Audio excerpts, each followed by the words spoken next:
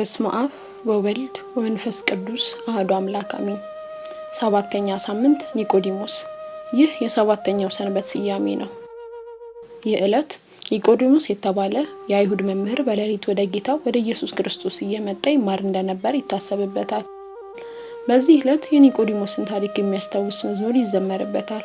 ስምንተኛው ሳምንት ሆሳዕና በመባል ይቀጥላል። ከፈሪሳውያን ወገን የአይሁድ አለቃ የሆነው ኒቆዲሞስ የሚባል አንድ ሰው በሌሊት ወደ ጌታ እየሄደ ይማር ነበር።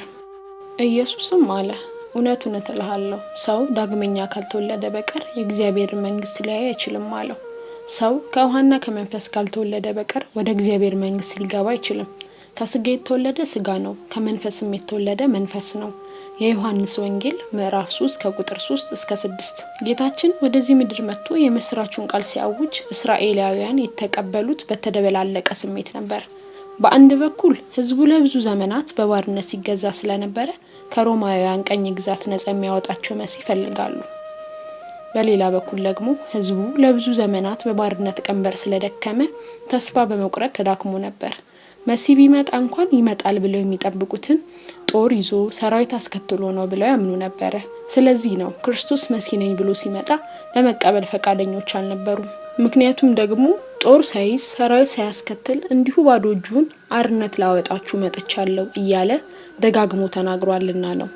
ምንም እንኳን አብዛኛው እስራኤላውያን የክርስቶስን መሲህነት ቢጠራጠርና ባይቀበለውም በፍጹም እምነት እስከ መጨረሻው የተከተሉትም ነበሩ። ለዚህ ትልቅ ማሳያ የሚሆነው ከፈሪሳውያን ወገን የሆነው ኒቆዲሞስ የተባለ አይሁዳዊ ነው። ቅድስት ቤተክርስቲያን ይህንን ታላቅ ሰው ለማዘከር የአብይ ጾም 7ኛውን እሁድ በእርሱ ስም ሰይማ ታከብረዋለች። ተከታዮቿም ምእመናን የእርሱን አሰረ ፍኖት እንዲከተሉ ትመክራለች፣ ታስተምርማለች። ኒቆዲሞስ ማን ነው? ኒቆዲሞስ ፈሪሳዊ ነው። ኒቆዲሞስ የአይሁድ አለቃ ነው። ኒቆዲሞስ መምህረ እስራኤልም ነው። ኒቆዲሞስ ምሁረ ኦሪት ነው። ኒቆዲሞስ ምን አደረገ? ለምስጢረ ጥምቀት መገለጥ ምክንያት ሆነ። አዋቂ ነን የሚሉትንም አሳፈራቸው። ጌታን ለመገነዝም በቃ። የኒቆዲሞስ በሌሊት ገስግሶ መምጣት ለምስጢረ ጥምቀት ትምህርት መገለጥ ምክንያት እንደሆነ ሁሉ በቅዳሴው፣ በኪዳኑ፣ በሰዓታቱ፣ በመሐሌቱ መገኘትና መሳተፍ ረቂቅ የሆነው ሰማያዊ ምስጢርን ፍንትው አድርጎ እንዲገለጥ ምክንያት ነውና በምስጢራት በመሳተፍ ራስን ዝቅ በማድረግ ለታላቅ ክብር እንድንበቃ የእርሱ መልካም ፍቃድ ይሁንልን።